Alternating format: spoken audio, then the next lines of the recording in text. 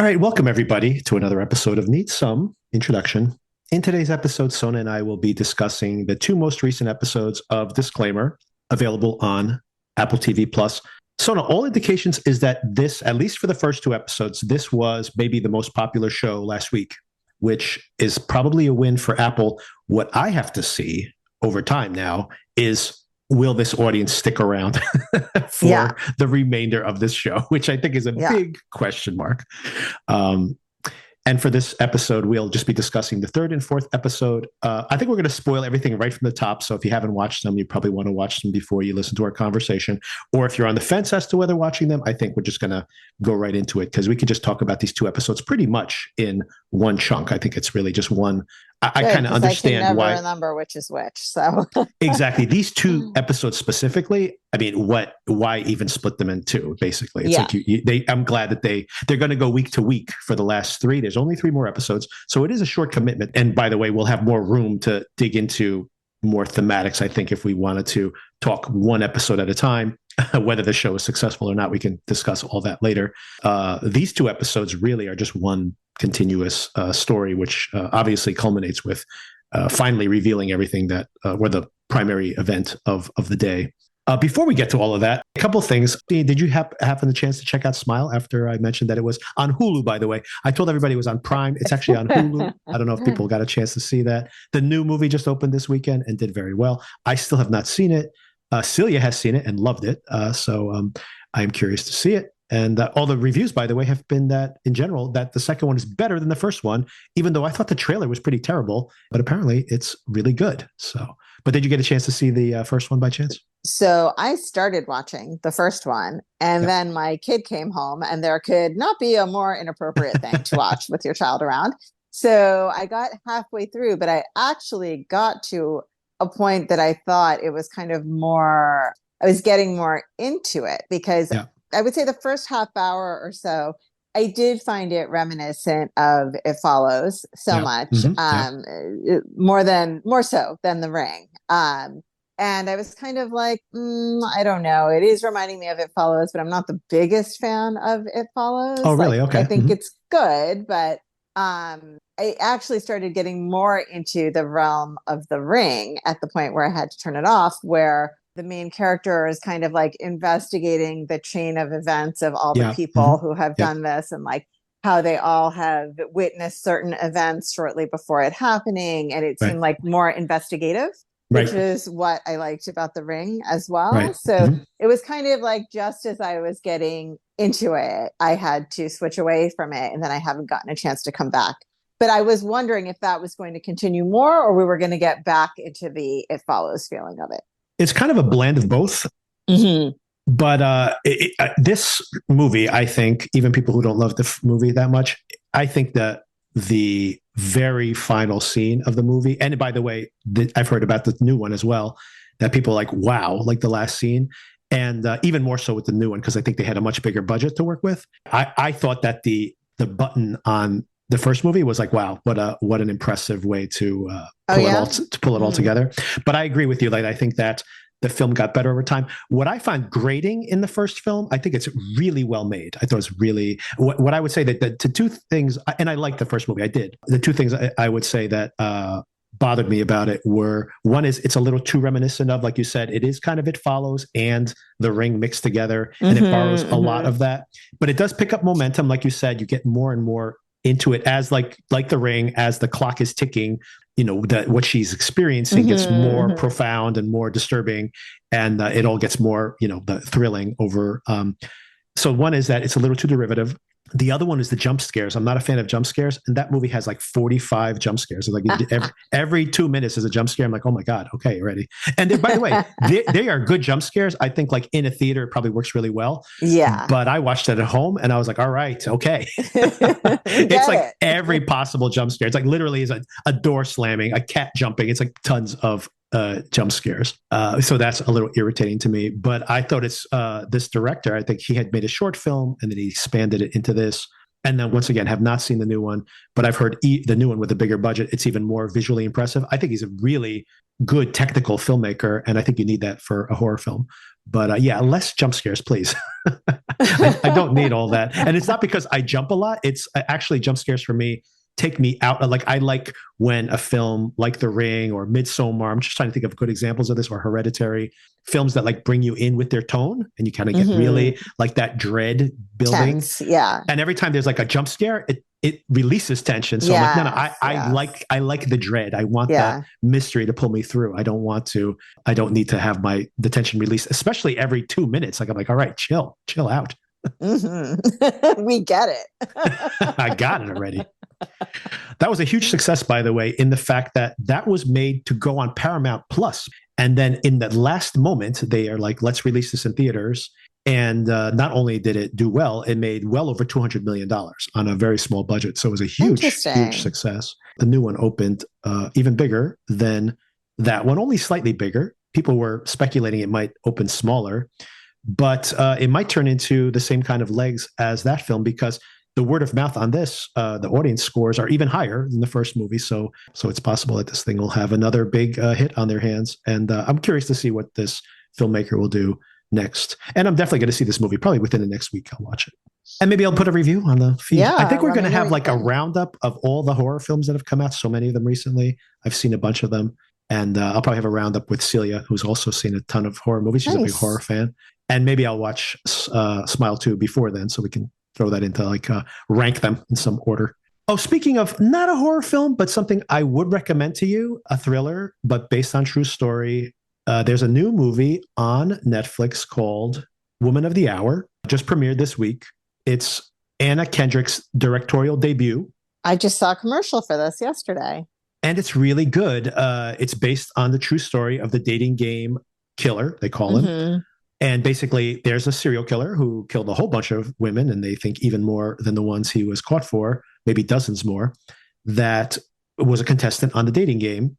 And it's a fictionalization of the dating game, the episode that he was on. And this is an interesting film. Anna Kendrick, first of all, it goes from a really brutal, the opening sequence of this is very rough. It's one of the murders. And then it cuts to Anna Kendrick basically auditioning for an acting role. And it's like these men are talking terribly about her. And then, the cut is that she's in the room, like literally like 2 feet away from them as they're talking, like she's not in the room. It's hilarious. And she uses her own persona, very self-aware of what works on camera for herself, which a lot of actors who become filmmakers don't always understand their own, how to use themselves. I think she does a really good job of using her persona. I mean, she's very charismatic, I think. Yeah, I like her a lot too. I've liked her most everything I've seen her in, and she's very good here as well, but really good as a director. The comedic beats in material that isn't necessarily comedic, I thought was really well done. And the thriller aspects of it, like the dread of these flashaways from the framing device of the dating game episode, is really disturbing, like, reenacting these women in different, casual daily activities that basically get ensnared in this killer who's pretty charming and gets his, in these sometimes sinister ways, by the way. Some of these women should have been a little more wary, I guess. But in some cases, it's happening like inside their own apartments and stuff. But more importantly is the fact that this guy, reading up on this guy, I didn't know anything about this actual killer, reading up on it, it is a corrective, once again, to the mythology of serial killers, where these guys are so intelligent, they can never be caught. When in reality, this guy was arrested shortly after the dating game episode for sexually assaulting and nearly killing a teenage girl who escaped from him and then called him in. And while he was waiting for his trial, he killed multiple other people. Oh my God. And by the way, he had been arrested dozens of times before, usually for sexual assaults. Wow. And the idea that this guy was in and out of jail and that he literally was such a prime suspect for things that they suspected him as potentially the Hillside Strangler. Well, just think about how many active serial killers were in the Los Angeles area at this point in time. It's pretty crazy. He was actually questioned in that case, and yet he was killing as well on the side and, wasn't caught because just incompetence, basically. So you see that play out here in the film. And interestingly, I think using the dating game framing is interesting because it's almost like a metaphor for every woman has to like guess what's behind door number one. Like, is this person possibly going to kill me when I'm going on a date with them, right? And so the subtext is explicit there. And I think also it's not a coincidence that we open early on with her being cast, because I think, you think about how predatory Hollywood is and how that is like another machine of like, he's a photographer, by the way. He lured these women out to the desert to kill them basically by promising to take pictures of them. And he had this whole book of photographs and was known as someone who would take pictures of you and legitimately did that. But then, of course, killed some of these women as well. And it's the same thing, right? It's like, being in front of the camera could get you killed or at least, seriously injured, even in Hollywood, but much less in this particular case, legitimately murdered. But it is an interesting metaphor for that kind of the toxic side of the dream of being on camera. So it's all really well done, and I recommend that as well. Sounds interesting. And that's called Woman of the Hour. Of the Hour. Yeah, commercial looked good as well.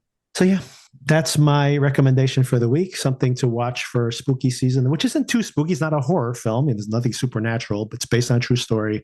It has some subtext to it. And Andrea Kendrick, it's not exploitative in her perspective of it, like humanizes every one of these victims. Doesn't make it very fun to watch as like a slasher movie, for example, but it is interesting and suspenseful for sure, and very well made. I'm very curious to see what she does next. I have some follow-ups on last week's discussion that I missed. First of all, Sona, I thought I could just skip this and just talk about it over the course of this episode, but I can't, because this particular character, if you want to call it a character, was not that dominant in these two episodes of the show, mostly because Catherine's story was kind of sidelined. She's not really a POV character. In flashback, I guess even then she's not a POV character. She's really being observed in a way. Yes. So she doesn't really have her own POV in these two episodes, but her spirit animal, literally an animal, in the first two episodes is her cat. Literally the first thing I put in the notes was the cat, and I forgot to mention the cat at all last week. But this cat is pretty amazing. Like, this cat must be either extremely well trained or just is someone's actual cat on the set, because this cat is incredible. Like, the camera moves across the entire house. In the first or second episode, moves across the entire house to this incredible giant island, like we mentioned. A little production notes on this that I looked into this afterwards. The cinematographers here, who I mentioned last week, both of them like to shoot in natural light. So that explains why we have these sets, like, for example, that kitchen with incredible windows. And her office space, for example, with that wall of windows, once again, she's all in natural light. So part of the reason there's this particular aesthetic here, and maybe why these two cinematographers decided to work collaboratively, is that they both like to shoot in natural light, which I really like, by the way. I think it's really beautiful for the film. Agree. There's an incredible shot. I'll just jump to this current episode. I think in the very first scene, there's this great shot where Sacha Baron Cohen is driving down the street and drinking, and she's calling him on the phone, and it's literally a direct continuation of last week.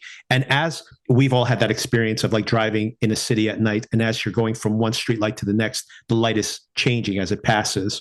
And this is all done in natural light, which I loved. I thought it looked really beautiful. Normally, these type of things, you have this flat lighting inside the car. It looks completely unnatural. Anyway, just very evocative, just very moody. And I love all the cinematography. I'll continue to talk about how incredible the cinematography is, even in some of the worst scenes of this particular episode, because the cinematography is, aces across the board. The screenplays, the scripts, maybe not as great. Oh, yeah. Speaking of the cat, once again, the camera is moving across the entire house. It like lands on the island. The cat like jumps onto the countertop and is like in the corner of the frame. There's another a sequence when the son, I think, storms out of the house after he's reviewing the book, and she's upset by this, and the door's open, and the cat walks into frame and like sits framed in the middle of the door. Who trained this cat? or was this just happenstance? The cat's just wandering around the set and is like perfectly framed every time. Like, I don't think so, but anyway. The cat is very prominent in almost every shot of the initial couple of episodes. And the reason he's not so prominent here is because, or he or she, I guess the cat itself is not so prominent here, is because Catherine has been so sidelined in this particular episode of the show. But did you have anything else to say about the cat? Because I wanted to just put a pin in that before we moved on. I think these are all interesting observations. I don't think I had the interest in the cat that you do, but I will be watching going forward for more of the cat. I had noticed the cat's existence. I just hadn't paid as much attention to it as you have. This is either just a very comfortable cat, like it like literally lives on this set, or it is incredibly well trained. That's all Maybe I'll say. it's just someone's job to follow around the cat with a camera at all times so that they can cobble together good cat shots. I don't know. I had heard that it was maybe someone's cat, like someone on the production crew's cat, and they like basically lived on set. So that is possible, right? This is an actual house they shot in, so the cat could just like basically own the house, which is what cats end up doing. Yeah, but I still don't understand how they got the cat to jump at the frame at the right moment. I misidentified, by the way, Bruno Delmonel. I forget how to pronounce his last name. I said that he was Wes Anderson's primary cinematographer. He actually is making a movie currently with Wes Anderson, and he's worked not as cinematographer, but worked on some advertisements and stuff they've done together. He's actually the Coen brothers cinematographer for example, when Roger Deakins is not available. So basically, for example, one of my favorite Coen brothers movies is Inside Llewyn Davis, and he did that. Also, a lot of this, very similar kind of stylistic lighting. Once again, these are two of the best cinematographers in the business. Oh, and I think the last thing I was going to say is that I corrected this in the edit. I fixed the fact that I misidentified Leslie Manville is playing the Kevin Kline character's wife, and I misidentified her at least once and I cleaned it up in the edit, but some of you may have heard the uncleaned up version. And anyway, Leslie Manville is the actress who happens to be married to Gary Oldman, is usually excellent, but can be a little histrionic sometimes, definitely has her moments here in these two episodes. But I do want to mention that because she's also in that Grotesquerie show that's on right now. And that show is absolutely terrible. And her performance is absolutely terrible. Although there's a big twist this week on that show. So kind of we understand why her performance was so crazy or over the top, I'd say, in that particular show. But anyway, I did not appreciate her performance there. She's definitely doing better work here. But she's also, but not to diss her as an actress. She was in Phantom Thread, for example, Sona, a movie I would recommend for you, by the way, very highly. And she's excellent in that. She got an Academy Award nomination.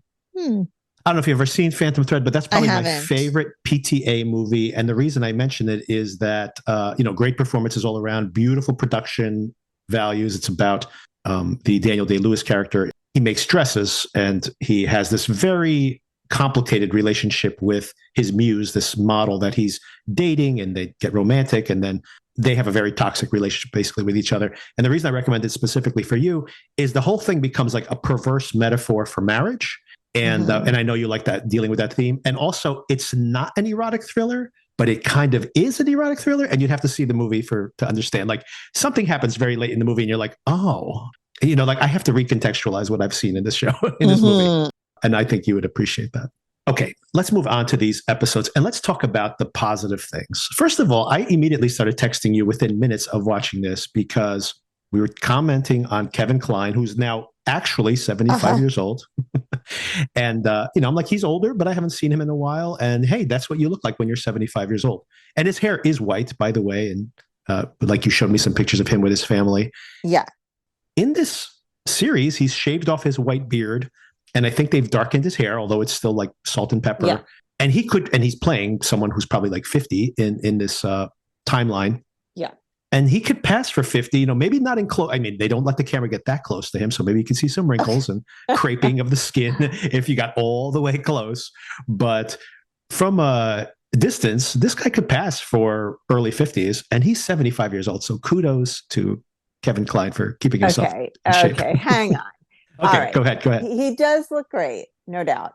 Pass for 50, maybe if he was a lifeguard when he was a kid and spent every summer in the sun and never used sunscreen. But I think pass for 50 is a little bit of a stretch. I also do think this was shot with some kind of soft filter on it, don't you? Would suspect that would be the case.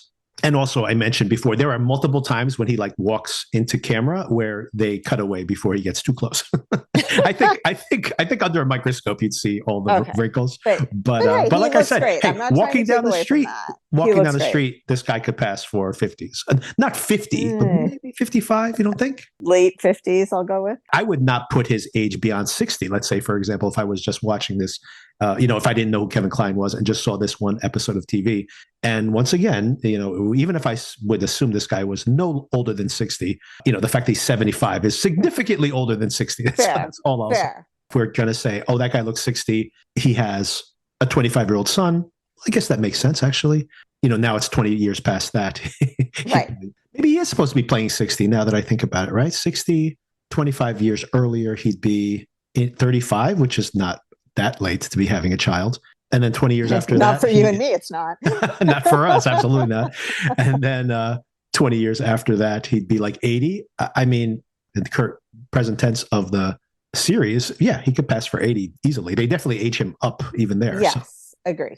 You see there, they put him right in close up and they give him like liver spots and everything. So they definitely age him up. And the other positive thing I want to say before we can start to maybe get into more negative things was I thought the beginning, especially of episode 1, the whole trauma of dealing with the death of the son and just the odd ways that people take this news and cannot process it was really emotionally powerful. Anything to do with the sons in general, I think are pretty well realized here in the show. I think we were both trying not to talk too much about the episode over text, but I said as a parent, I found it particularly hard to watch because you really can identify with it a little bit more, put yourself in that person's shoes a little bit more than you could if you weren't a parent, or at least for me. I found that about the beginning where they're hearing the news and also the subsequent scenes where they're visiting the location where he passed away, and also the scenes of him, fighting for his life towards the end. It's something that, I talked about it a little bit last time about how, every year when beach season starts, there are always stories about kids who have drowned in the ocean, and the people that save them, sometimes successfully, sometimes unsuccessfully, tried to save them. And sometimes the kid gets saved, but the adult loses his or her life. I just, knowing those stories and having a child now, every time I go to the water, I kind of look out at the vastness of the ocean and think like, my God, the desperation you must feel as a parent when your kid disappears into something so vast. Like, I can't imagine how awful that feeling is. I mean, I think a lot of people have that fear of drowning, right? Obviously, that's such a terrifying way to imagine going. Although, like the mother says in this very episode, people always say, like, if you read in Moby Dick, they describe that drowning as like a very peaceful way to die. And she's like, how do they know? Which I'm like, a very good point. Like, how would you know? On the surface, it would seem to be terrifying, right? Truly terrifying. Yes. Too. The panic of it. And then, of course, the acceptance of it. And yeah, that whole sequence on the beach is traumatic. Okay, now I want to get into what I thought just did not work at all. And I've already previewed this in text with you. One is the narrations, and I do have a theory on the narrations. Let's leave it for the end, because I think some of my speculation is probably going to be spoilers at this point. Regardless of whether there's an intentionality to it or not, you already were fed up with the narration last week. I am now fed up with the narration as well, or the dueling narrations, I should say. That's even worse. Yeah, it just, the changing from first person to second person to third person, and I feel like it is taking away from rather than adding to the experience of watching this. And this is a weird aside, but I'm going to throw it in there anyway.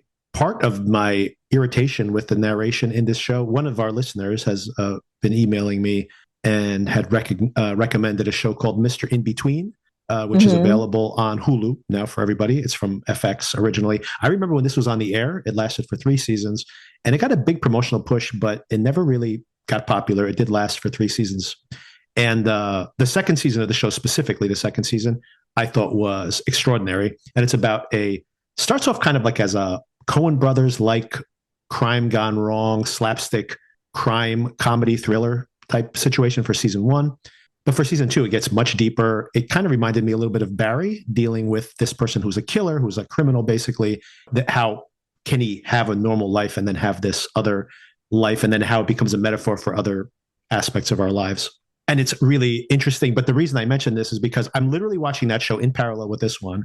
And there are scenes that are devastating because you just see the protagonist looking at something occurring and you know what's happening inside his head. Then I watch Disclaimer. And there's that sequence where Sacha Baron Cohen's on the bus. Mm-hmm. And it's like saying, like, was he being racist by, having a more generous read on this poor woman? She's a good woman. She works for her family. Like, and is this stereotype actually racist? And blah, blah, blah, blah, blah. We could just see the same scenes with him intercutting, seeing the back of her head and then thinking on it and then looking at her get off the bus or whatever. We could have written that internal narration and then to have it just recited over the image. I'm like, the image is already doing the work. Why are we reiterating what we're looking at on the screen? It's just the type of bad filmmaking, like literally, which I think is intentional. Let's save some time for that at the end of the conversation. Regardless of whether it's intentional or not, it annoyed me. It really just felt irritating. And I know it was already irritating. I know it was already irritating you, but it seemed even more egregious. Oh, one more thing. I guess we can mention this in conjunction with last week and this week. I want to talk about recasting Catherine. And once again, I think this is intentional now, although it is still annoying. Because, Sona, you're like, why did they recast this actress? We know what she looks like. Mm-hmm. And I didn't think about this until later on. And also, this is probably prompted by listening to another podcast where they were discussing the same show. We see it here again. I had totally forgotten this moment in the previous episode. I literally had to scrub through it to find it again. But then we see it again in this very episode. When Catherine calls the Sacha Baron Cohen character, his lock screen is Catherine, played by Cate Blanchett, with the baby, kissing the baby. Uh-huh. So Cate Blanchett plays the mother in that image. And again, this is the part, the lock screen thing is not the thing I was going to draw attention to. The other one is we also see a flashback to 10 years earlier with Cate Blanchett meeting with the mom. I can't remember which actress it was in that screen. I thought it is Cate Blanchett.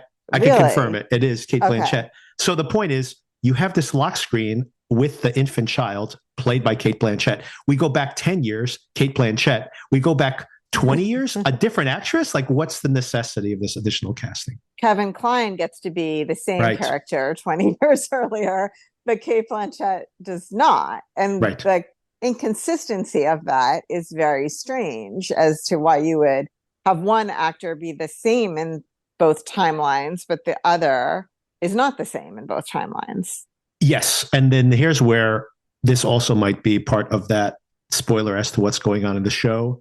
I think that's an indication for sure that this is a fictionalization of Catherine, right? So I think that we are not only being like, I can't believe they recast her. I think the show is telling us that this is not Catherine specifically. And like, when I'm saying that, it's like, it's the character of Catherine. But then that does leave the question as to the photographs. When you see her looking over her shoulder, it's a little blurred. To the confusion of all this, in the photographs, regardless of whether like the head is half cut off and the face is blurred a little bit, obviously to us is the other actress. Yes. And then we're like, he's looking at these photographs, the husband, saying like, that's her. Real photographs. Now how does all this stuff square the circle here, right? It doesn't make any sense. Yes, I hadn't thought about that inconsistency of it. We need to get into more what we think is happening in that past timeline and whose perspective it is. Right. But assuming that you and I are on the same page there, which I think we are, yes, that could be a theoretical past storyline. But the photographs are a real hard copy thing that exists in the current day timeline showing the other actress. Exactly. Once again, a secondary, I'm not a secondary, but like an additional indicator that the story is not trustworthy, right? If they wanted to go that direction, they should have cut the head off in all those photographs. I completely agree. Although, or just hair, or not cut the head off. Her head could have been down or away or whatever. So it's just mostly hair. A profile, like just a nose or something. Right. I completely agree. And by the way, if you actually go back, and I have not done full forensics on this, I have just barely gone and looked at these. And this is the broader conversation I want to save for the end, but I think that there might be an explanation for that as well. Now I want to go back and look at the photographs more closely to see how much is an assumption on my part where my brain filled in the rest. versus what really is there. I have not done my full due diligence on this. I think Catherine sees these pictures, and when she sees these pictures, we literally are seeing shots of like the panties and stuff like that. In our mind, we're like, we saw her face, but I don't think we did. And then later on, we have Sacha Baron Cohen seeing the pictures, which see much more explicitly the other person.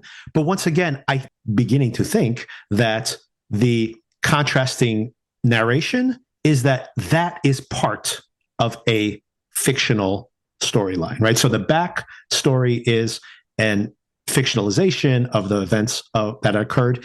And I actually am starting to think that the Sacha Baron Cohen POV sequences are also part of a narrative. Interesting.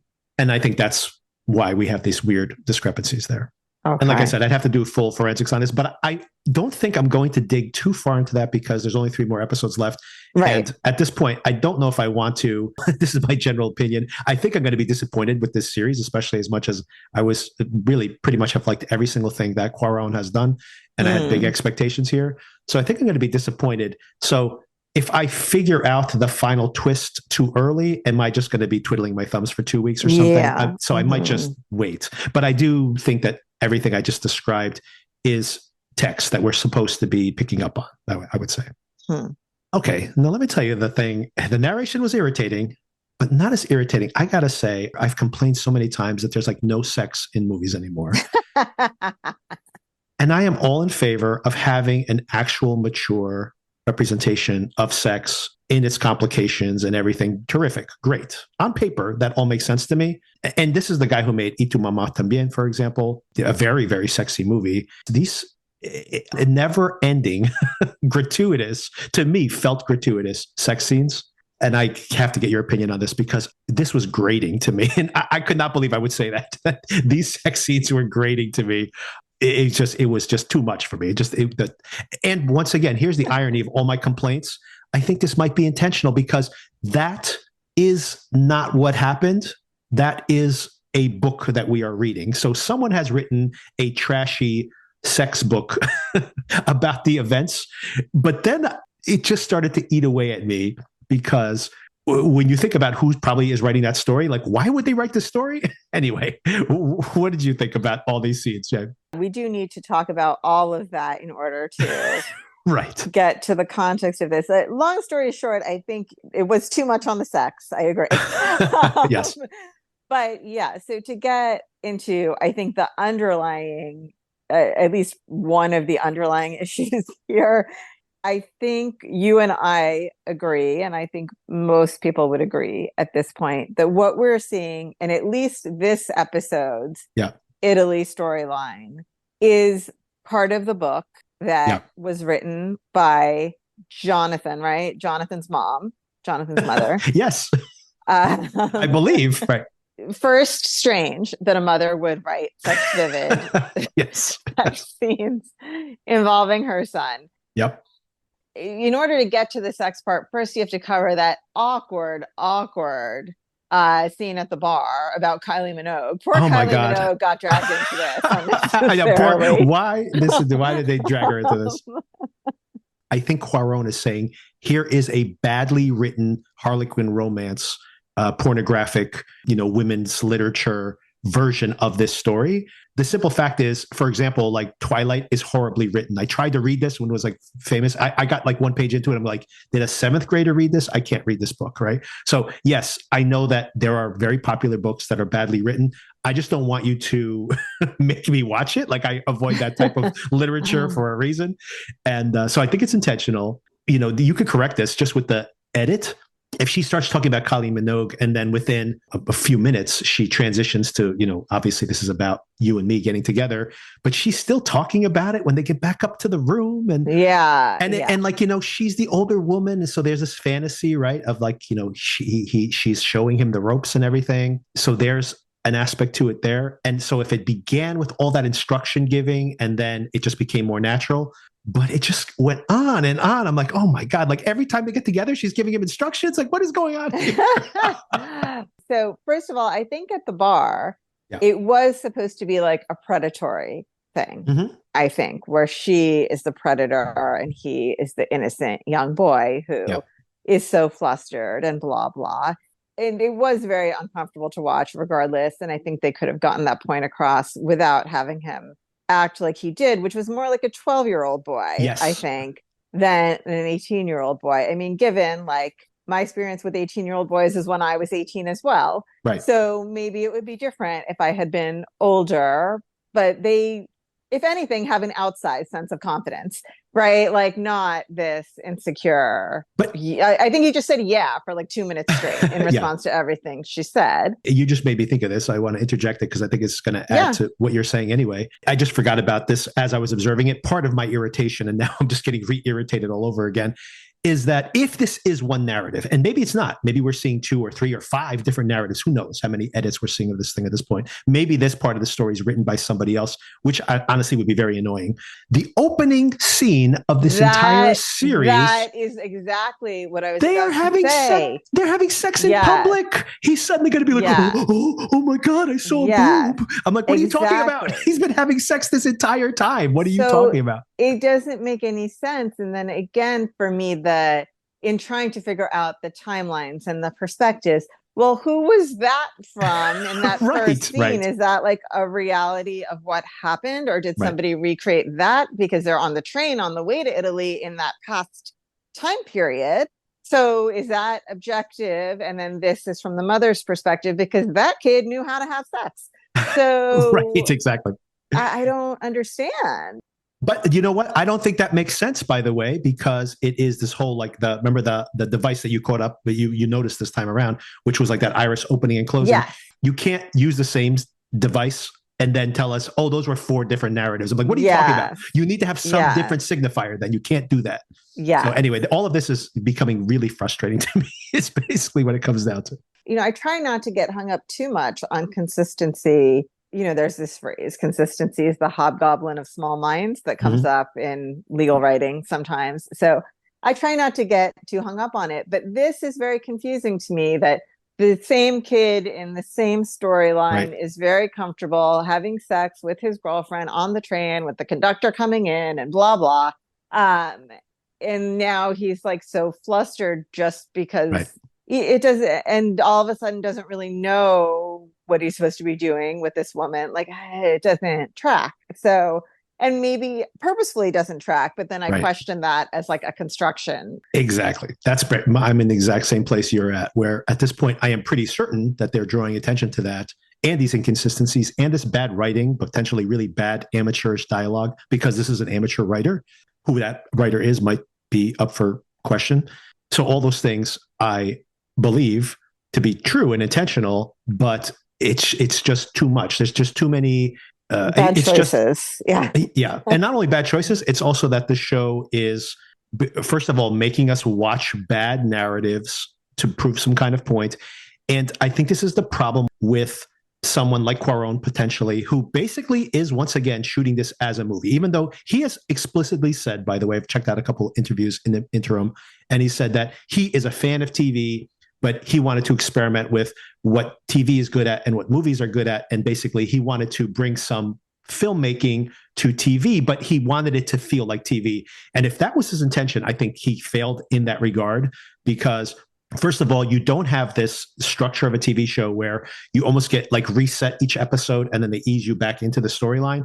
These episodes literally match up shot for shot. So if he intended that, to make this episodic, it doesn't feel episodic, right? If you literally take the last scene, the last shot, the last frame of the previous episode and the first frame of the next episode, and you put them together, it's one continuous shot. I think that he's not splitting these up into particular episodes.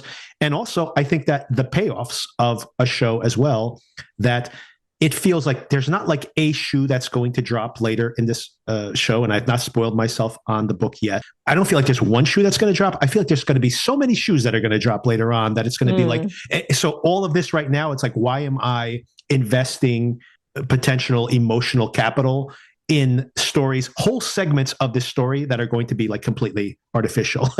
And that's very different. That's something you can do in a movie where you're like, surprise twist. You can't do that when you're like watching something for a month. It really, I don't think this is going to work, is my general opinion. So But how about that hotel room? Yeah, oh my God, look at that ceiling, Beautiful. right? When the fresco on the ceiling is insane, right? Once again, that was written, right? No one stayed in that hotel room, right? Like, how rich is this woman, really? So amazing. Yeah. If you haven't seen episode 3 or 4, or if you're listening to this and you haven't watched most of the show, if you're curious about it, I think we're going to speculate a lot. And I think if we're right about what we're going to speculate on, it might be considered a spoiler for the show itself. So feel free to opt out now if you want to. Just a warning for everybody. Although, once again, purely speculation. And I also have heard that the ending of the series, which also has a big twist, is not the same as in the book. So even if you've read the book, and I didn't think about that, for some reason I thought that Cuaron was going to do a really faithful adaptation, especially since I heard there was a twist in both IP. Right. But someone made the point that Cuaron has adopted many things. Like, he did the Great Expectation movies back from the late 90s. He did The Little Princess back in the early the 90s as well. He did the Harry Potter film, the third Harry Potter film, which was definitely very faithful adaptation. But he also did Children of Men, which literally he wrote that script after reading the book jacket. So it's based on like what he thought the book was about. He never read the book. So all that is to say that he can make a very loose adaptation, and this may be a loose adaptation. So maybe the book is not as big a spoiler as I suspected. But we're going to speculate freely here. You brought up the hotel room, which once again, I think is explicitly the fact that this is some kind of fantasy. I'm going to throw something right in there right now that I'm only coming around to right now. I was thinking, given the weird fact that the son is having, sex at the very beginning of that sequence, and then we see him being like, completely overwhelmed with this fantasy version of an older woman seducing him. I read all of that as like, are we supposed to believe this was two different narratives? But then that doesn't make sense because of the framing device. And maybe the Kevin Kline character found the book and finished it because maybe this is more of a male perspective rather than, because I think this is what we want to talk about this whole time. If we read this as this is the mom's narrative, this is really creepy thing to be writing about your dead son, right? Like really inappropriate. And then I started thinking, wait a second, maybe she did write a narrative. Maybe we've seen part of it presented here on the screen, or maybe not. But is it possible that this is not that book? Because this really seems like, is this a male fantasy that we're seeing here? It does not look like a woman, because that would kind of make sense, right? That he's like a Lothario, having sex all over Europe with his girlfriend, but then he's like seduced by this older woman and all this.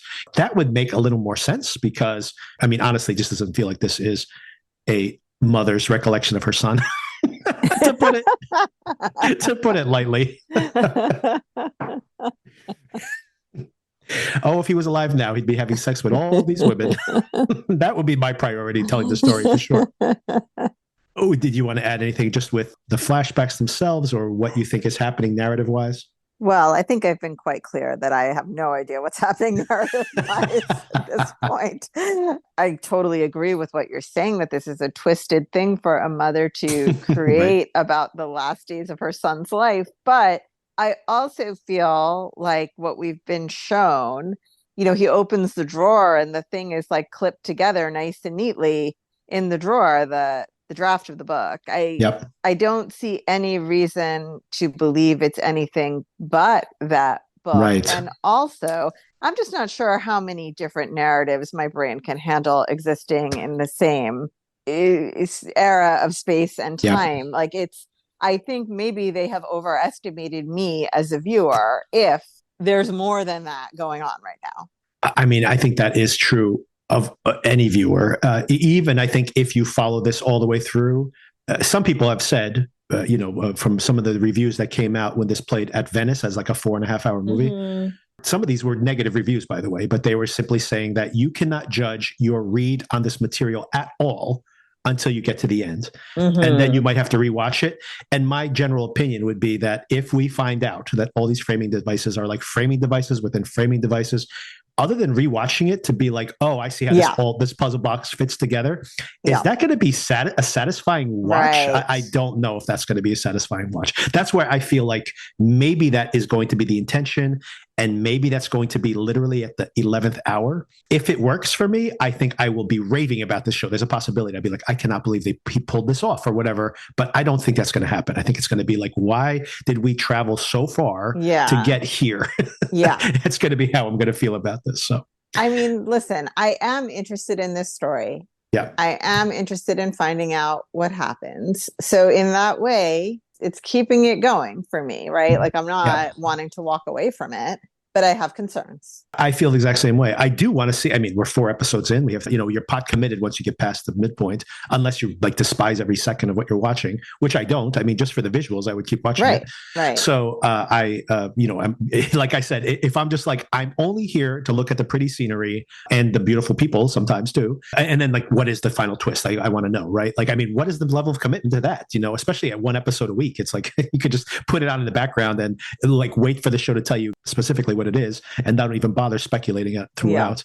Yeah. But I do want to talk about a little bit of that speculation regardless, because a few things, basically all the critiques I've made so far, and we both agree on, I think might be intentional. So for example, the confusing narration.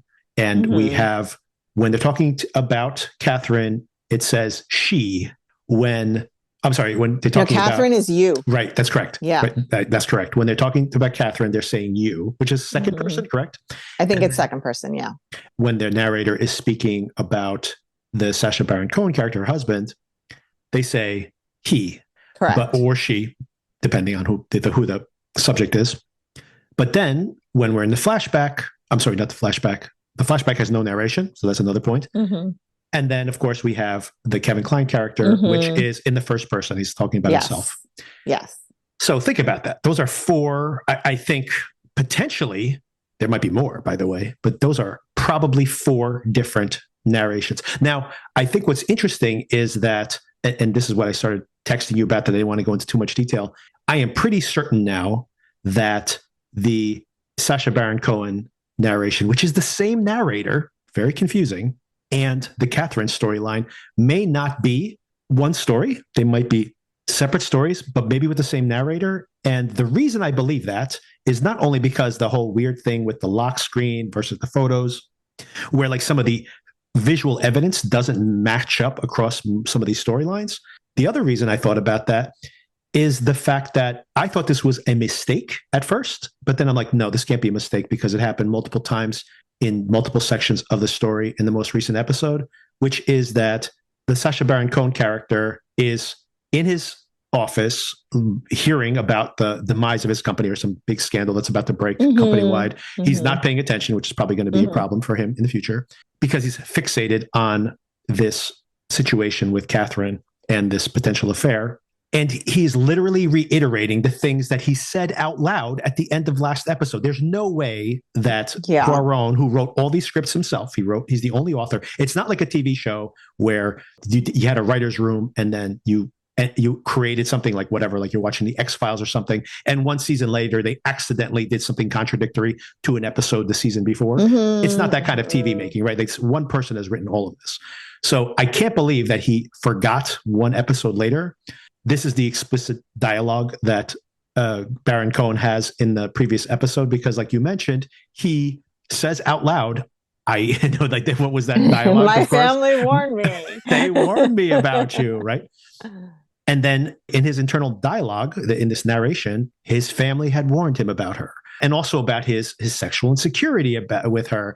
There's something else he said in the narration that is just basically identical to things that were said out loud or via alternate narration in the previous episode. I'm like, why is the narrator telling us the same thing we saw?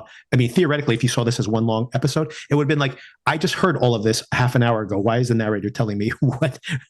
Wait, in the prior episode, when they're fighting at the table, whose perspective is that? Do you remember? Is there a narrator in those scenes? That's the other thing. I don't even know. I don't know.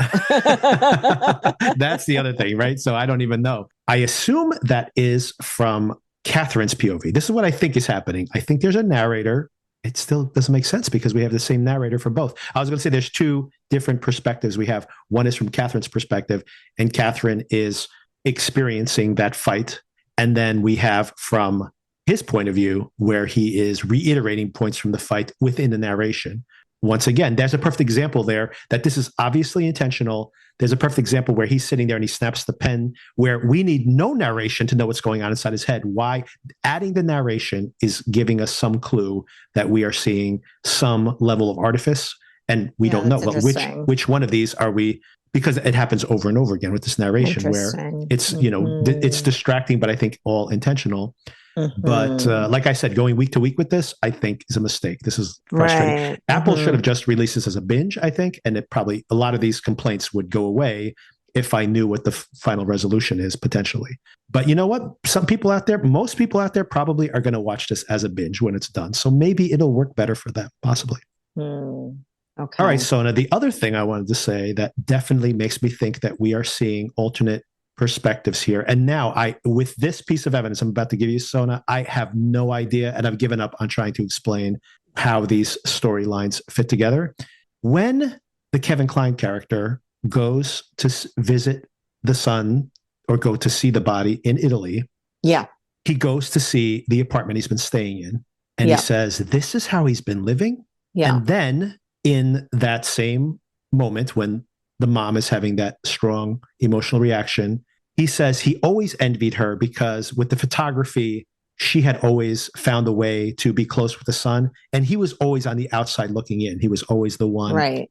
All of that has happened in the other timeline. Yes. We have the father going to And then of course we have Catherine being like, I always was on the outside. And so once again, I don't think this is accidental. The reason those things are so similar is somebody is writing one of these stories and like basically putting themselves in the other person's shoes. I don't know who's writing this. I don't know which point of view I'm supposed to be paying attention to. Maybe that's the point of the show. It's like at the end, it'll be like, haha, you chose the wrong POV. And why? Why did you choose that POV? I don't know. Like it seems to be right now at this moment, it seems to be a very long distance to walk to get to where we're getting. As far as like the apartments, I kind of wrote it off as like young men live in gross places sometimes. But but I do think that for sure there is a parallel between, in one couple, the mom feels like she's on the outs in the bond between the parent and child, and on the other, the dad feels like he's out on the outs between the parent-child bond. I mean, that to me seems like a very purposeful parallelism. Right. But I also think that in a different movie or television show, it wouldn't strike me as like a plot construction thing, and more as like a universal theme of parenting. It's a very common thing to have like a favorite parent and then the other parent feels left out. I would have thought of it more as like a commentary on parenting, but here, maybe there's something more going on. But I mean, we're at a point where that kind of like makes my head hurt a little bit, right? Exactly. That's my broader point. And I agree with everything you just said. There have been movies that do this very well, where, for example, you have the villain and you have the hero, like the cop and the robber, for example.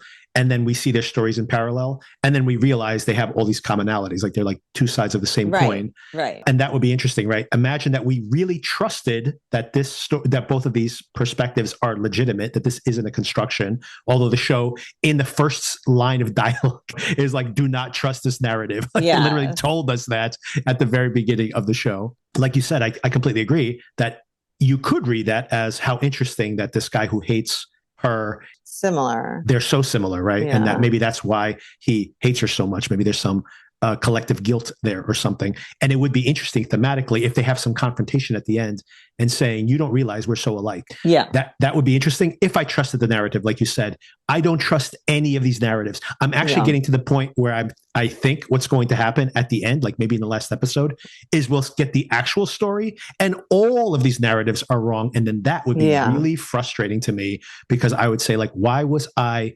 vested in narratives that were on their face false?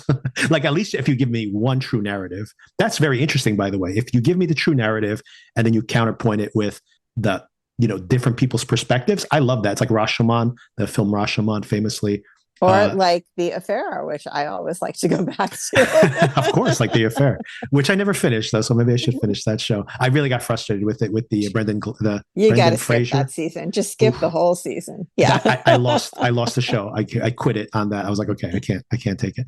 I think But I told the you that. concept is great, you know. Yeah. Speaking of manufactured narratives that broke my mind when I watched that show. No, I understand. You can skip that whole season. That's a pointer for everybody out there. If you see Brendan Fraser show up, to skip to the next season. It's pretty early in the season, so you know which one it is.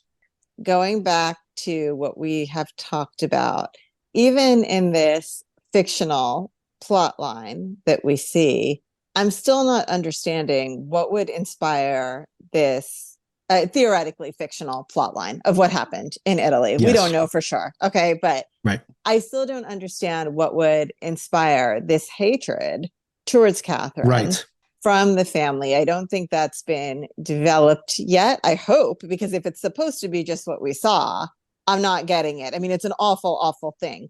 But like this kind of vitriol of wanting to destroy her life, I don't get it. Especially like they have definitely made a recurring theme of her character in the book being so awful. The same phrase keeps being said. She got what she deserved. Right. It's at least 3 times I've heard she got what she deserved, most recently from the bookseller. Right. So like what, first of all, what happens to Catherine in this book? Right. But second, like I haven't seen her deserving of anything. Like, yes, she may have made some not great choices, but and I guess, you know, she could have alerted them earlier to the fact that guy was that Jonathan was still in the ocean. Right. She should have alerted them earlier, but it wasn't, to me, it was a matter of seconds, which I understand are critical, but I also don't see it deserving what we see here. Right. Does that make sense? Yeah. I mean, I guess you could read it as people are so judgmental of women, for example, specifically moms, in the fact that she left her son unattended. She seduced this boy. She let him sacrifice himself. But even in the telling of the story, the implication, even in this version of the story, is that he is being way too aggressive about this. She's like, I don't want to pursue this any further. Mm-hmm. So once again, this is all fictionalization. So whoever wrote this is giving her some surprising empathy here, right? I even like the fact, by the way, like as excruciating as the sex scenes were, one scene that I thought that worked pretty well, and even with this theoretically, this preposterous author of this, that when she's giving him all these instructions and everything, the son is like, "Oh, you're so experienced. You must have seduced like dozens of young men."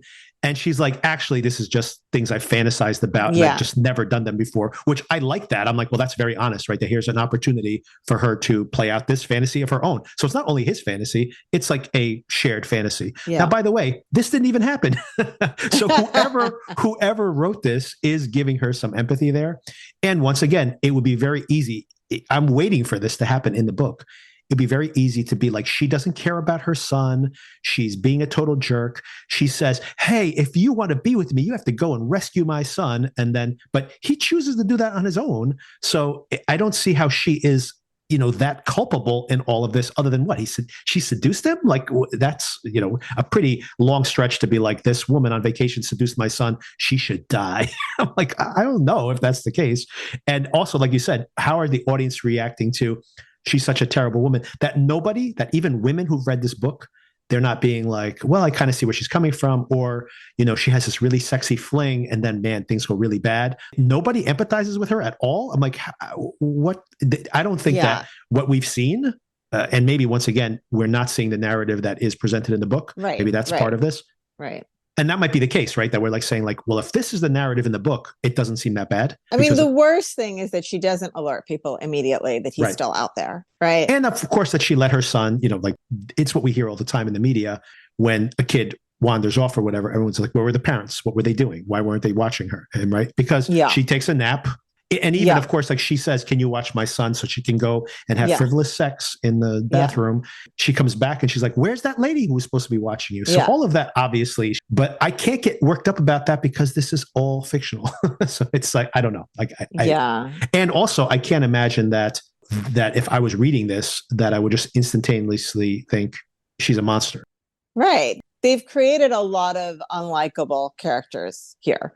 Right. So I really don't think there's anybody likable, which is generally like not a problem for me. I don't find her likable, but I also don't get where this, like, let's destroy her life is coming from. Two more minor things. I thought of another one.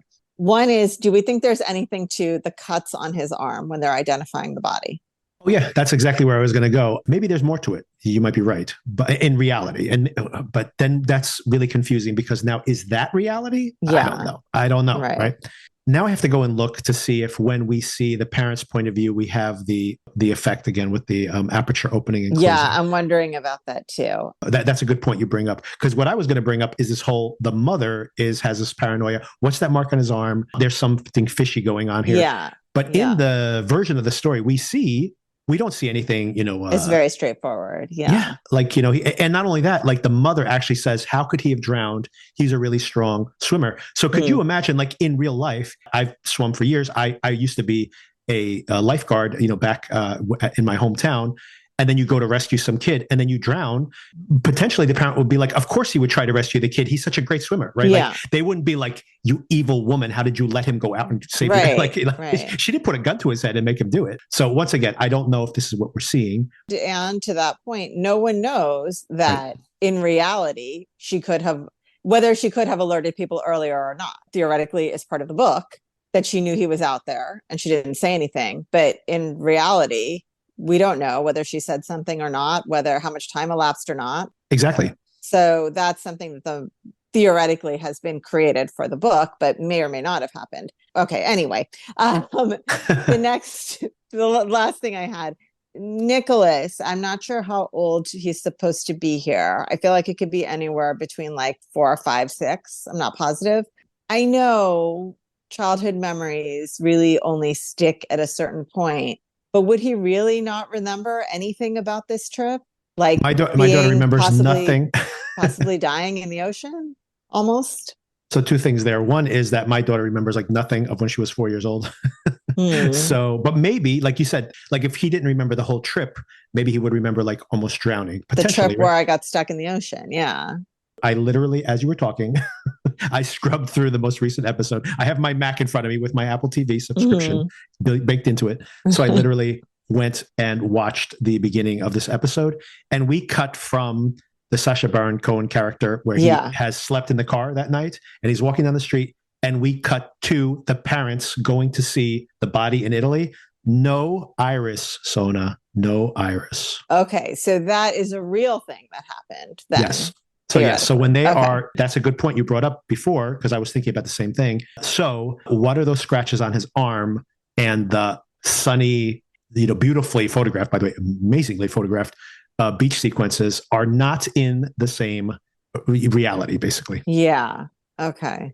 And now, I mean, I don't have time to do this right now, but now I'm very curious to see the scenes where the parents in Italy, for example, this scene is pretty incredible, by the way, that the mom collapsing on top of the son, I'm going to get emotional just saying this, but like when Kevin Kline is interlocking his fingers with the son's body, like, oof. And then they're all laying on top of each other, like really very emotional stuff. Yeah. And this is basically how I feel about this show. I'm like irritated by it and then like an emotional gut punch every once in a while. But even when they showed that, I had been walking with my son the day before, I think. No, it was the same day. I'm not sure.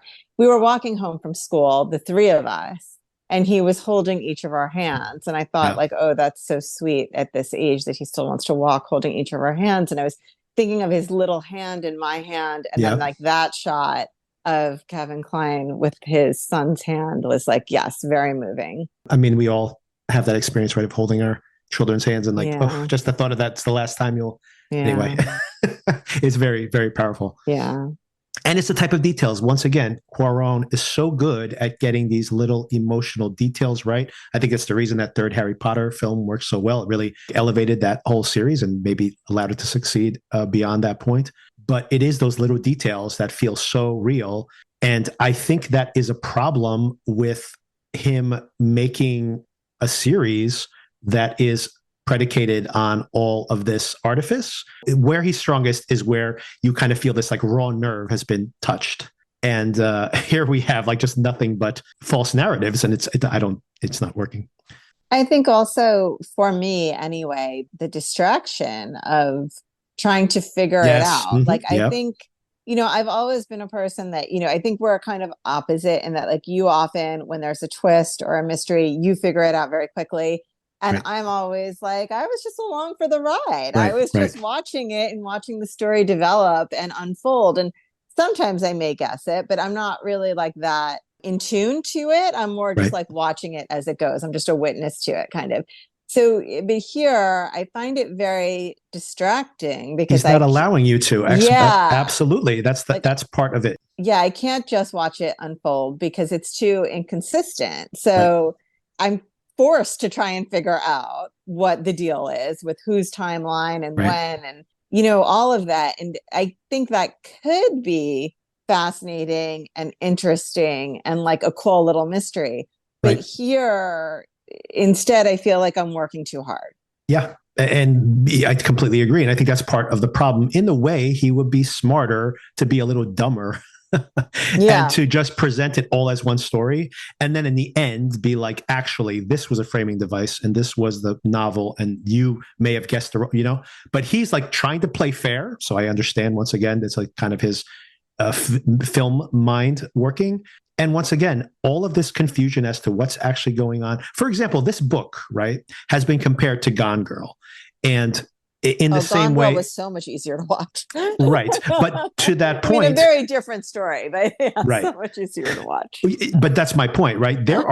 You could imagine a version of Gone Girl that was a 5-hour TV series or 10-hour TV series, even with a lot of extra fluff stuffed in there. They do the presumed innocent thing.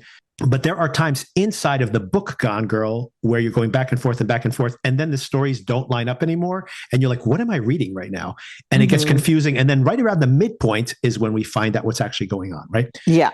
The problem here is that might work in a movie to pull the rug out from under you. And even in that movie, which is, like you said, much more elegantly done than this one, I think, even just as a movie, let's not even talk about the book. It happens halfway through the movie, right? So at this point, we should have already had the reveal. If that was the case, you're trying people's patience to wait this long to have a reveal, I think. And secondly is just the fact that because it's relatively abbreviated, that you can kind of say like, aha, and you have to reframe things about halfway through, as opposed to now, like that he's trying to play fair, but by putting it all out there from frame one, like you said, it makes you disengage from the material because you're always saying like, should I be vested in this story? Yeah. Because it's probably a lie. And then, like you said, is this the real story or should I, all right, let me discount that part and focus on this story. I don't think this is going to be the case, but imagine that like the stuff that works, the father and son or the child parent situation, that all of that turns out to be the false narrative. It's like, that's the only thing I was invested in. Right? Like it would be very upsetting if that would be the case. And once again, it just makes watching it more frustrating than I think it needs to be. Yeah, maybe this just should have been a movie. Just a movie, maybe? Maybe, or I wonder if like just a little bit more hand holding. To go back to The Affair, that great masterpiece. Right. I loved it. I will always love it. They did a thing, and I think it held through all the seasons, where in the beginning they would literally just show you a person's name, and so you would know that's this person's perspective. And it's like just a little bit of hand holding to get you through the device they're using. Now you're seeing what happened from her point of view. And sometimes it would be an overlapping scene and you would see it from both people's point of view. Sometimes it would be a completely different storyline. But like just to keep your brain on track that you have shifted, and to keep your brain on track that like you're always seeing it from their perspective. You're not necessarily seeing the objective truth of what happened. I'm not saying they should have done that here, but maybe some sort of cue besides that iris thing, which is helpful, but Right. Obviously, I didn't keep good enough track of when it was happening and when it was not happening. A little bit more hand holding. I think we would still have questions, but maybe we'd have fewer questions. Unless that's the intention, which I worry a little bit. Once again, I don't think this is a plus at this point, that he's asking us to pick a narrative and then we have to interrogate why we chose one over the other. But once again, I think you need a shorter time horizon to do that, because I think when you get to the end and you get some twist, you might just be like, oh, that was a twist. And then you're not thinking about like, revisit your prejudices, right? Like, I think it's, after a month, you may have forgotten your initial prejudices already. So I don't think it works as well as, like Gone Girl, for example, as, an example of this. We have a certain expectation of the missing woman, right? The missing blonde woman. So you take one narrative and you're like the cheating husband, yada, yada, yada. And then, of course, how that's all subverted over the course of that series or film, I should say. Yeah. And then I think if you're trying to do the same thing here, you're just trying everyone's patience. I think it's what it comes down to. It's asking a lot to have two separate time periods. Right. And as far as we're speculating, four narratives. At least two different perspectives in the past time period. Right. And at least two different perspectives in the current day time period. Like, that is a lot, isn't it? I think you're almost certainly seeing three perspectives: the husband's perspective, Catherine's perspective, and Stephen, the Kevin Kline character's perspective. I'm pretty sure those are three different perspectives that we're seeing for sure. Even if one is the same narrator, one person is guessing what's happening in that person's head. Mm-hmm. So one is a true narrative, one is a implied narrative. The other one is yet another narrative, right? Like truly another narrator. So I think that's three in the present time frame. We go 10 years back, and I'm pretty sure there's no way that we're not going to see the mom in that 10-year flashback sequence more to find out what the relationship was with Catherine. So we have that, which is probably going to see, we're going to see even more of that. Yeah. And then we have what happened in Italy fictional story, which is a book or not, and then the actual parents' experience of it in the past. So it's like that's seven different, and that's if we maybe some of those that I just implied, or maybe I haven't done all this work either. Maybe when we see Catherine, sometimes it's really Catherine, sometimes it's Catherine when the narrator's there. Maybe that's part of a story. So I'm like, when how many? Then what do we have? 10 narratives? Like what is going on here? Yeah, it's way too much. It's too much. Okay, now I have the big thing that I want to ask you about. Oh, yes. Which is the warning. So we have a warning on every episode that there is going to be some kind of sexual violence. We have not seen anything. I mean, I was trying to think, like, are they implying that it is the Catherine seducing this? I wondered that 25 years old. He's not 17 or 16. He's 25 years old. So I don't think that is. No, I think he's a teenager. I think he's a teenager in the past. Oh, you think he's still a teen? Oh, yeah, maybe. Their son, Catherine's son, is 20-something. I think this kid is like, I feel like he is right around 18. Okay, so if he's underage, maybe that explains it. All right. Okay, so that's possibly it. Maybe, yeah. I thought he was older. I thought he was college age at least, but I could be wrong about that. So that's a good point. All right, so I just looked this up, by the way. Louis Partridge, who plays Jonathan, is 21 years old. So probably 20 or 19 when they shot this show. So you're probably right that I was like, oh, he's like college age. He probably is supposed to be maybe a high school graduate who's on his, summer gap year, summer break before going to university. I would assume, because usually you have like 30-year-olds play like 19-year-olds. So if you have a 21-year-old and currently 21 years old, he would probably be playing younger. Olivia Rodrigo's boyfriend, by the way. Didn't know that until now. Oh, did not know that yet. Like you said, I also went back and looked at the disclaimer, and it said sexual, physical, and emotional violence. Right. Which I really don't feel like we've seen anything so far that has risen to that level, given that it's a show on Apple TV and it's a drama. So yes. There are emotional things, but I certainly wouldn't see anything as sexual, physical, emotional violence that I've seen. I mean, we watched Presumed Innocent recently, right? And then there is, explicit sexual violence and emotional violence for sure. And we had no warning on that one. So I am curious as to, I'm assuming that something worse is going to happen. You make a very valid point, though, that if we are supposed to read this as being an underage child, but not for nothing. But I mean, I don't watch these shows, but if you think about, speaking of 30-year-olds playing teenagers on Riverdale, wasn't there like a teacher sleeping with one of the cast members who, of course, is 30 years old, but playing like 16?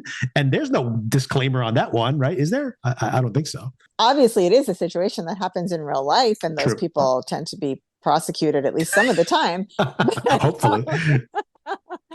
But not to make light of it. I feel like even if she is a predator here, I feel like it doesn't really rise to the level of that disclaimer, because it, while inappropriate, like we said, we don't know the age of consent in Italy. I guess I could have Googled that while I was looking things up, but it's clearly a consensual scene, regardless whether it's right or not morally. It is consensual. So I guess for that reason, I'm having trouble with the characterization of it as violence. Right. And it also seems like she, for example, like even if she was enjoying the flirtation, I would presume that she would not have pursued this with a 15-year-old, for example, that I think she knows that he is a young man, right? So in the grand scheme of things.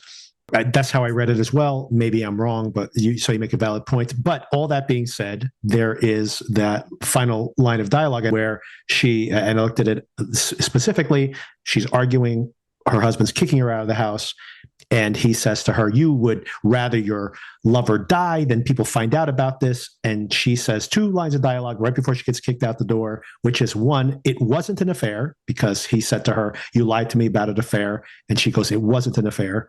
And then when he says, "You would rather have your lover die than we find out about this," and she says, "I wanted him to die."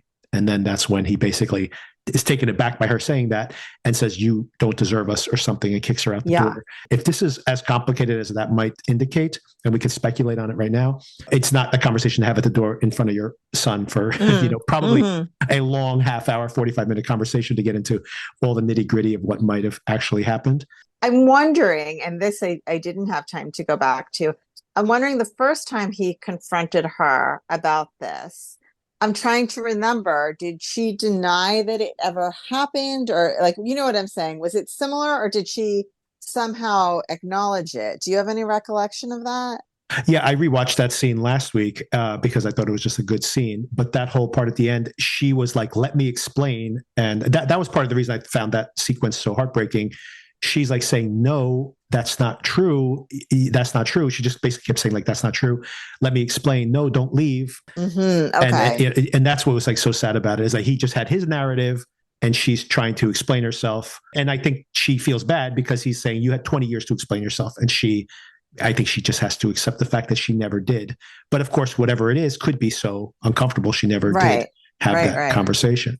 I thought that was part of the tragedy. Although at that point, I was not implying or expecting that it would be something more traumatic when I saw that scene. I thought it could have been something very basic, that, I was a mother. I didn't feel like, sexy anymore. Like, I thought it was going to be like that type of psychology. Yeah, I was mad at you because you left our vacation. Right. Yeah. I wanted you to stay. She says that to him. She goes, "I wanted you to stay. I didn't want you to leave."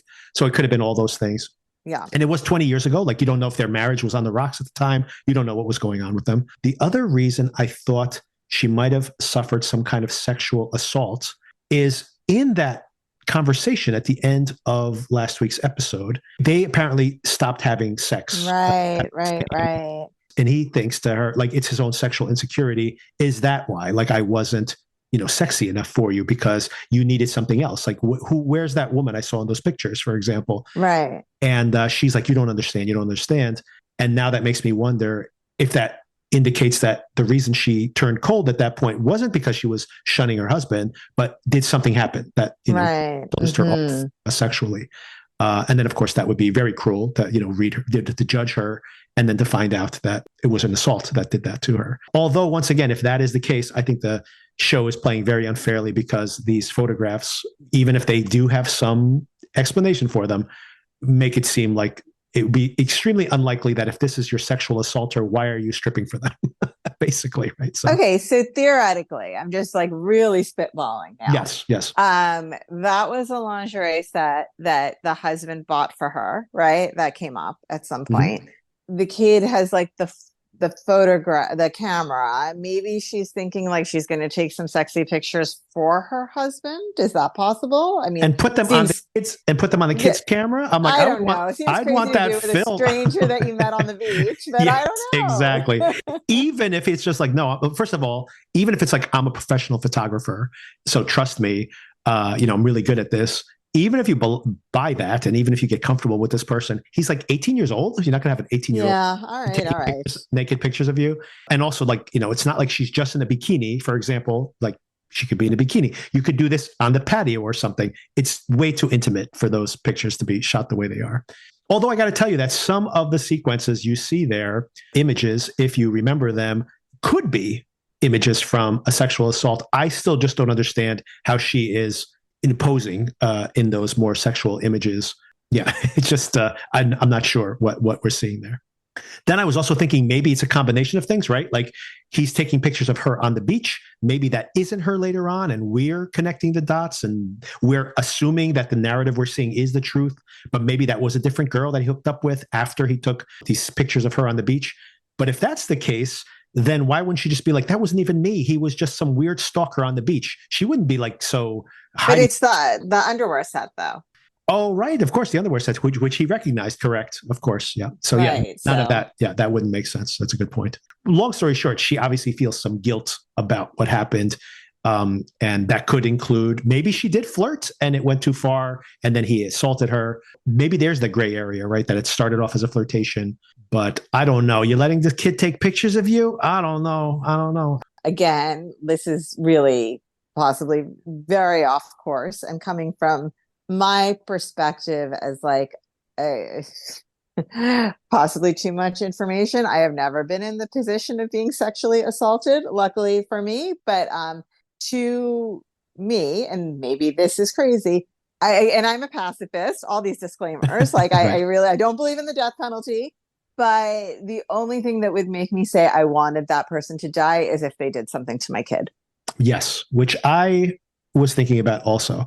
Was there some kind of blackmail on her using the child? But then I mean, it seems crazy though, but I'm just saying that like that's the only thing that would make me say she couldn't get the hotel. I wanted them to die. She couldn't get the hotel security or something. Like it's some of that. Yeah. I know it sounds crazy. It's just, in speculating and trying to figure out where that emotion would come from. For me, that's where that emotion would come from. Again, not having been in the position of being sexually assaulted, that's a very big disclaimer depending on what happens here. So disclaimer. I mean, because so much of this, disclaimer, exactly.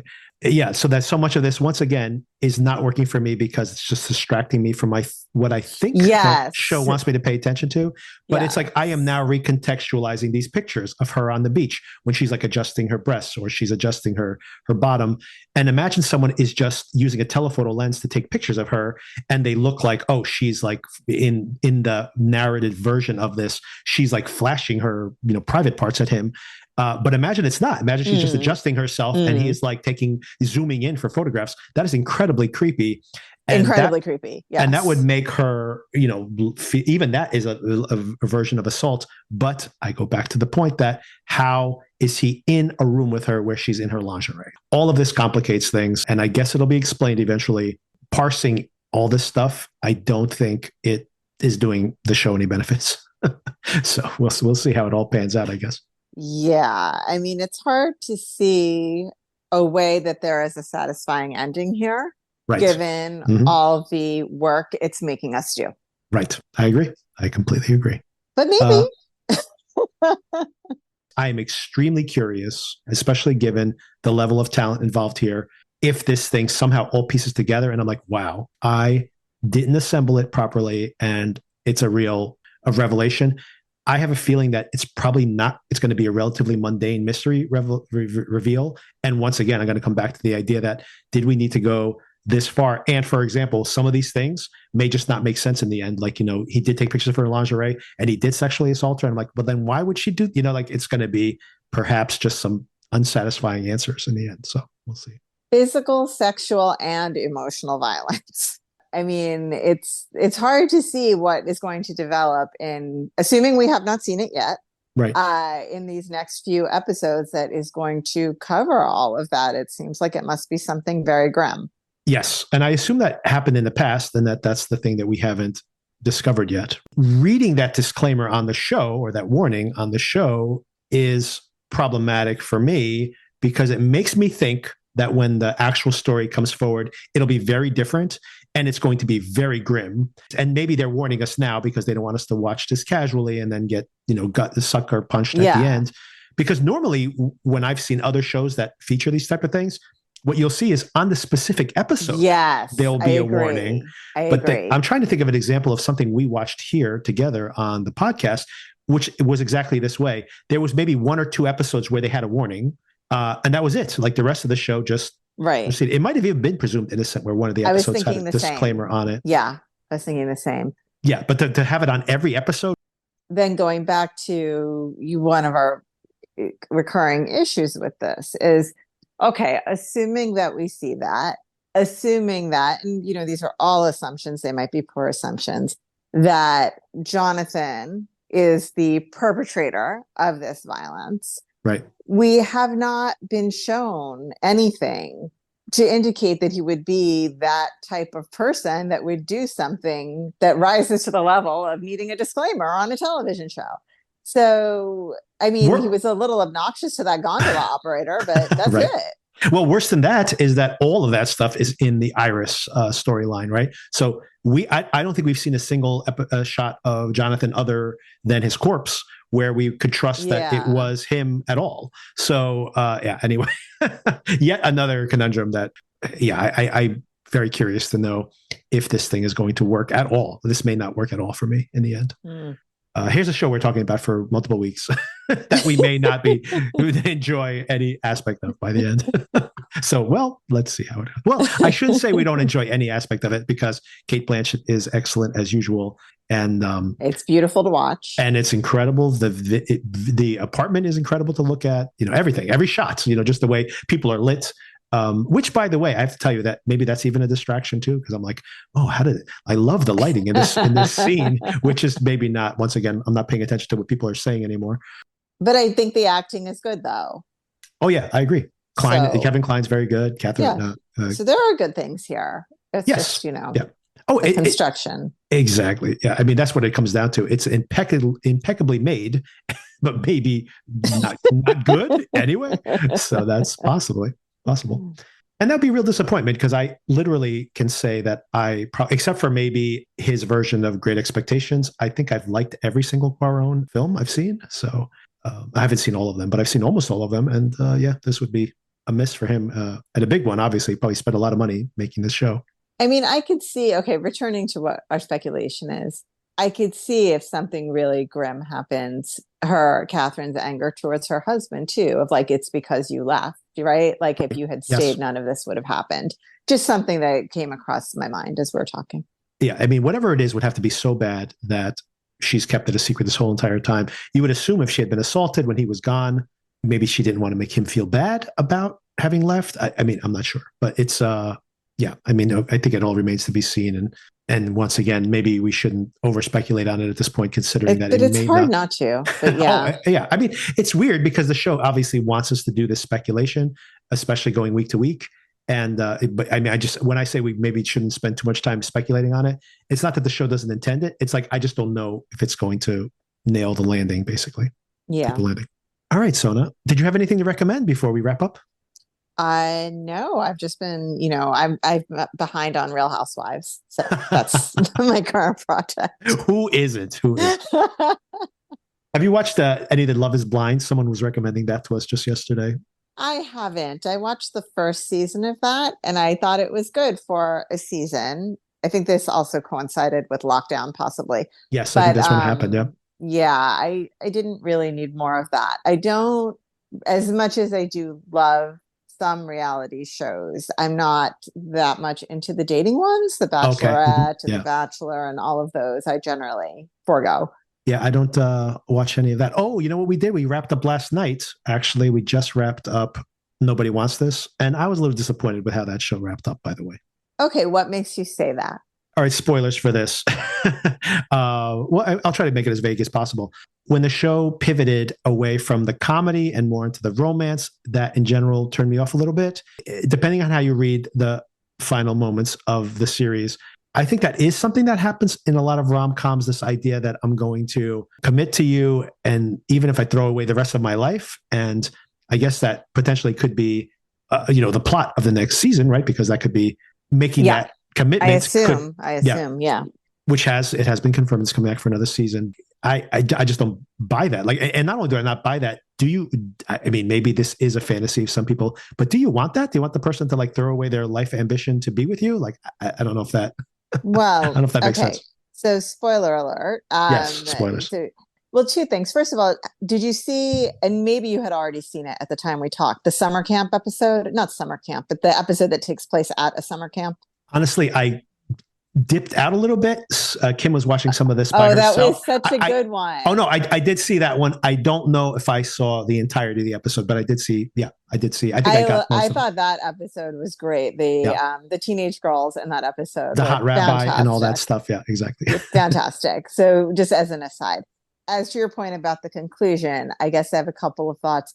One is that I think it's refreshing that it's the male character who's giving up something rather than the female character. Because I think, we're about to enter that Hallmark movie season of like the busy city girl goes back to her hometown and realizes that being a high-powered career woman isn't all that it's cracked up to be. So I kind of like that at least it turned that on its head. I guess where I am concerned is that, and this is why I said spoiler alert, being a rabbi seems like a calling, like a spiritual calling. Right. And so I'm not sure that's the same as, say, walking away from your job in marketing. Right. It seems like something that could, and maybe, again, like you said, this is something to be explored in the second season. It seems like if you feel that you are called to that higher purpose, not fulfilling it will be very conflicting for you as a person. I say as a person who has not had such a higher calling, but it seems like something that would be very deep within your soul. I do have questions about a willingness to walk away from something like that. Practically speaking, I think there are probably plenty of opportunities for him to be a professor or something, right? Right. Mm-hmm. I think there are plenty of other careers where he could be very successful, exploring a lot of the same territory. My question would be, if you have that calling, is not fulfilling it going to be an ongoing issue, especially when you feel you gave it up for somebody? Now that I'm thinking about it, maybe I'm overestimating what they're trying to indicate there. When he was dating this girl and he was just a rabbi, they didn't seem to care that much. It was like, if you're going to be the head rabbi and you're going to have all these additional, like whatever, like, the wife has to become like a mentor to the women in the community. So there's two parts to that. One is and be Jewish, by the way, and be Jewish, of course, right? Really, so a bare minimum there. So she'd have to convert, and then she probably, I mean, because it's significant, right? She'd have to convert. She probably couldn't do her podcast anymore because how do you mentor these women? Graphic, and then maybe she could make a podcast where she's giving advice to women, right? That could be possible, right? And that would be what she'd be doing. So maybe it's not as negative as I make it sound, but considering that like this is her brand, and then of course she'd have to change what the podcast is. She could start a new one, but she probably couldn't continue the show she has with her sister right now. So that's obviously a huge change for her. But more importantly, like you said, is he has a calling here. So imagine he's like, I want to be the spiritual advisor to the community, and you're expected to not only back me up, but be like an advisor to the community as well, or some aspect of that, take on some of these responsibilities. And she's like, sure, I'll change my religion. It doesn't matter to me. Like those two things don't jive at all. So that's, and which makes sense. Like, I think that them breaking up made sense to me. Him coming to her in those last moments being like, you're right, I can't have both, but I'm here. I mean, that indicates that he's going to give it up.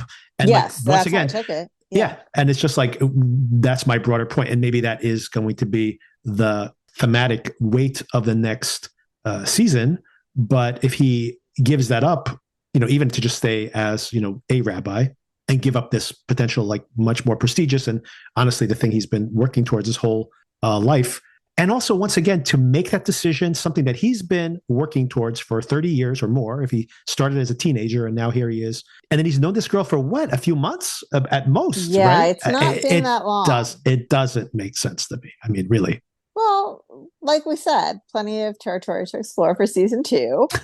Possibly.